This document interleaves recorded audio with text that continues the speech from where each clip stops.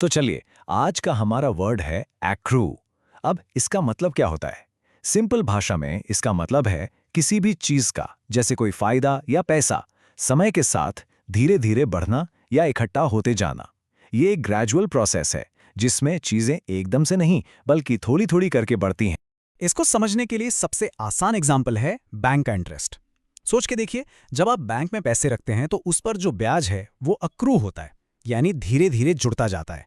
जैसे इस सेंटेंस में कहा गया है, interest will accrue on the account at a rate of 2%। मतलब कि आपके अकाउंट में 2% की रेट से ब्याज बढ़ता रहेगा, जमा होता रहेगा। लेकिन एक बात याद रखिए, अक्रू वर्ड से पैसों के लिए ही नहीं होता, ये किसी भी तरह के फायदे के लिए यूज हो सकता है। फॉर एग्जाम्पल, रेगुलर एक्सरसाइज से मिलने वाले हेल्थ बेनिफिट्स। ये फायदे आपको एक ही दिन में नहीं मिल जाते, राइट? ये समय के साथ धीरे धीरे अक्रू होते हैं, यानी आपकी बॉडी में जमा होते जाते हैं। बिल्कुल इस सेंटेंस की तरह, the health benefits of regular exercise will accrue over time. चलिए, एक और एग्जाम्पल देखते हैं जो हम सबकी लाइफ से जुड़ा हुआ है, वेकेशन डेज। बहुत सारी जॉब्स में जैसे जैसे आप काम करते हैं, आपकी छुट्टियां भी अक्रू होती रहती हैं, यानी कलेक्ट होती जाती हैं।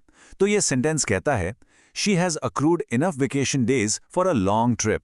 मतलब उसने इतने दिन काम करके एक लंबी ट्रिप पर जाने के लिए काफ़ी छुट्टियां जमा कर ली हैं। आप अक्सर अक्रू वर्ड को ऑफिशियल डॉक्यूमेंट्स या न्यूज़ रिपोर्ट्स में देखेंगे, खासकर जब बात थोड़ी सीरियस हो। यह हमेशा पॉजिटिव चीज़ों के लिए नहीं होता। जैसे इस कोट में देखिए, यहां कहा जा रहा है कि अगर प्रॉपर्टी टैक्स टाइम पर नहीं भरा तो उस पर इंटरेस्ट और पेनल्टी लगातार अक्रू होते रहेंगे, यानी बढ़ते ही जाएंगे। Unpaid property taxes continue to accrue interest and penalties. अच्छा, अब किसी भी नए वर्ड को आसानी से याद रखने का एक सिंपल तरीका है उसके सिनोनिम्स और एंटोनिम्स को जानना। तो अक्रू के सिनोनिम्स यानी इससे मिलते जुलते शब्द हैं अक्यूमुलेट, बिल्ड अप और कलेक्ट। इन सब का मतलब है जमा करना या बढ़ना। वहीं इसके एंटोनिम्स यानी उल्टे मतलब वाले शब्द हैं डिक्रीज, डिमिनिश और स्पेंड, जिनका मतलब है कम होना, घटना या खर्च करना। इसे याद रखेंगे तो आपकी वोकैबुलरी और भी स्ट्रांग हो जाएगी।